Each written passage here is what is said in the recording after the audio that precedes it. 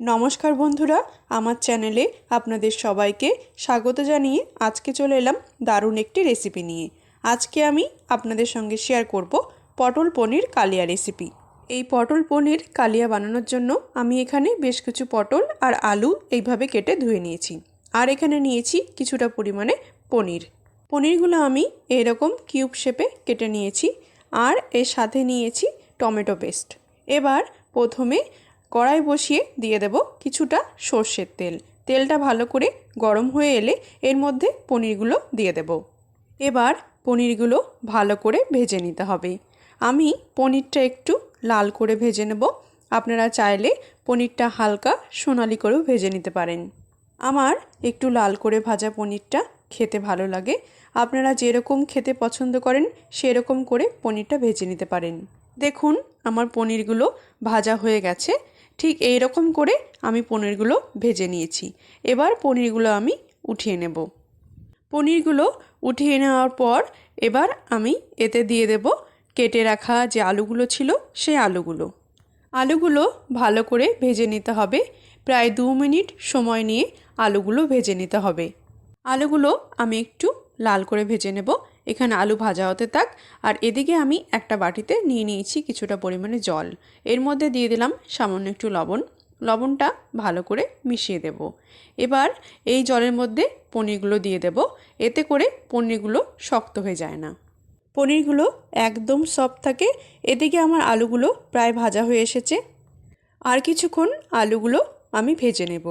এই পটল পনির কালিয়া রেসিপি আপনারা নিরামিষ দিনেও বানিয়ে খেতে পারেন। খেতে কিন্তু দুর্দান্ত স্বাদের হয়। দেখুন, আমার আলুগুলো ভাজা হয়ে গেছে। এবার আলুগুলো এরকম একটা ছাকনা দিয়ে তেল ছেঁকে উঠিয়ে নেব। সব আলুগুলো তেল ছেঁকে উঠিয়ে নেব। এবার ওই তেলেই দিয়ে দেব আমি কেটে রাখা পটলগুলো খুব ভালো করে ভেজে নিতে হবে। পটলগুলো ঢেকে দেব না, এরকম খোলা অবস্থাতেই ভেজে নেব। আর পটল ভাজার সময় গ্যাসের ফ্লেমটা মিডিয়ামে করে দেব। প্রায় 2 মিনিট সময় নিয়ে পটলগুলোকেও ভেজে নিতে হবে। এদিকে পটলটা ভাজা হতে থাক, ততক্ষণে আমি একটা মশলা তৈরি করে নেব। মশলাটা তৈরি করার জন্য আমি এখানে একটা বাটি নিয়ে নিয়েছি। এর মধ্যে দিয়ে দিলাম কিছুটা পরিমাণে জিরে গুঁড়ো, কিছুটা পরিমাণে ধনে গুঁড়ো, কিছুটা পরিমাণে আদা গুঁড়ো, একটুখানি লঙ্কা গুঁড়ো, একটু কাশ্মীরি লঙ্কার গুঁড়ো আর একটুখানি হলুদ। আর দিয়ে দিলাম সামান্য পরিমাণ জল। এবার এটাকে ভালো করে মিশিয়ে নিতে হবে। সমস্ত মশলাগুলো খুব ভালো করে মিশিয়ে দেব। ঝালটা এখানে আপনারা আপনাদের স্বাদ অনুযায়ী দেবেন। দেখুন, মশলাটা আমি খুব ভালো করে মিশিয়ে নিয়েছি। আর এদিকে আমার পটলগুলো ভাজা হয়ে গেছে। একটু নেড়ে নিয়ে এবার পটলগুলো উঠিয়ে নেব। পটলগুলো এইরকমই ভাজতে হবে। এতে করে পটলের যে এক্সট্রা জল থাকে সেটা ভালো করে শুকিয়ে যায়। এখন পটলটা প্রায় অনেকটাই সেদ্ধ হয়ে গেছে। এবার ওই তেলেই আমি ফোড়নে দিয়ে দেব তেজপাতা আর দেব একটু জিরে। এগুলো একটু ভেজে নিতে হবে। ফোড়নের একটা সুন্দর গন্ধ বেরিয়ে এলে এবার আমি এর মধ্যে যে মশলাটা বানিয়ে রেখেছিলাম সেই মশলাটা দিয়ে দেব। আর দেব টমেটো পেস্ট। সব কিছু ভালো করে মিশিয়ে দেব। এই সময় গ্যাসের ফ্লেমটা মিডিয়ামে রেখে মশলাগুলো খুব ভালো করে মিশিয়ে নিতে হবে। সমস্ত মশলাগুলো আমি খুব ভালো করে মিশিয়ে দেব। মশলা মিশিয়ে নেওয়ার পর এবার আমি এতে দিয়ে দেব স্বাদ মতো লবণ। যেহেতু মশলার পেস্টটা তৈরি করার সময় হলুদ গুঁড়ো দিয়েছি, তাই এখানে আর হলুদ দেব না। এবার মিডিয়াম ফ্লেমেই মশলাটাকে খুব ভালো করে কষিয়ে নিতে হবে। প্রায় 3 থেকে 4 মিনিট সময় নিয়ে মশলাটাকে খুব ভালো করে কষিয়ে নিতে হবে। প্রায় 3 থেকে 4 মিনিট মশলাটাকে আমি খুব ভালো করে কষিয়ে নিয়েছি। এবার এর মধ্যে দিয়ে দেব আমি কিছুটা পরিমাণে দই। এই সময় গ্যাসের ফ্লেমটা লোতে করে রাখতে হবে। দইটাকে খুব ভালো করে মিশিয়ে দিতে হবে। দইটা মিশিয়ে নিয়ে লো ফ্লেমে মশলাটাকে কষিয়ে নিতে হবে। হাই ফ্লেমে মশলাটা কষালে এই সময় দইটা কিন্তু ফেটে যেতে পারে। এবার মশলাটাকে আমি আরও 1 মিনিট কষিয়ে নেব, যাতে করে মশলাটা খুব ভালো করে কষানো হয়ে যাবে আর মশলা থেকে তেল বেরিয়ে আসবে। দেখুন, মশলাটা খুব ভালো করে কষানো হয়ে গেছে।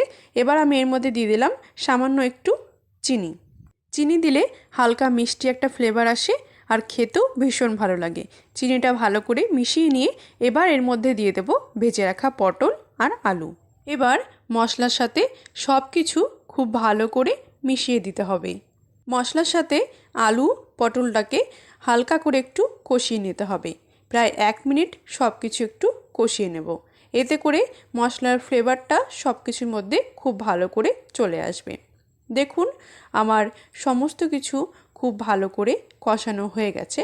সব কিছু একটু ভালো করে নেড়ে নেব।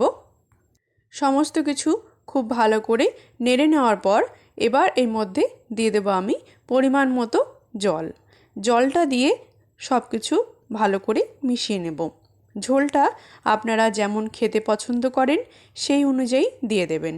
এবার সব কিছু মিশিয়ে নেওয়া হয়ে গেলে ঝোলটাকে ভালো করে ফুটিয়ে নিতে হবে। ঝোলটা একটু ফুটে এলে সব কিছু ভালো করে নেড়ে নেব।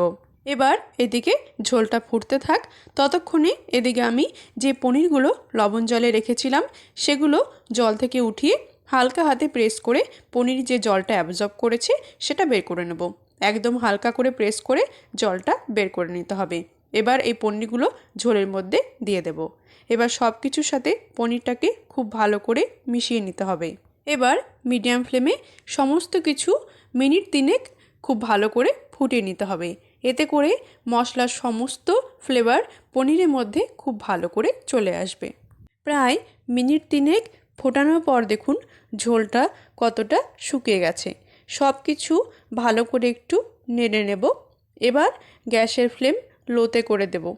এবার গ্যাসের ফ্লেম লোতে করে দিয়ে এর মধ্যে আমি দিয়ে দেব একটুখানি গরম মশলা। গরম মশলাটা খুব ভালো করে মিশিয়ে দেব। তাহলেই তৈরি পটল পনির কালিয়া রেসিপি।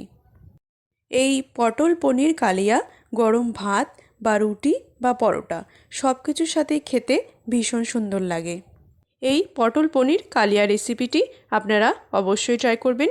আমার আজকের রেসিপি আপনাদের ভালো লেগে থাকলে কমেন্টে জানাবেন। ভিডিওটি লাইক করে আমার চ্যানেলটিকে সাবস্ক্রাইব করে পাশে থাকবেন।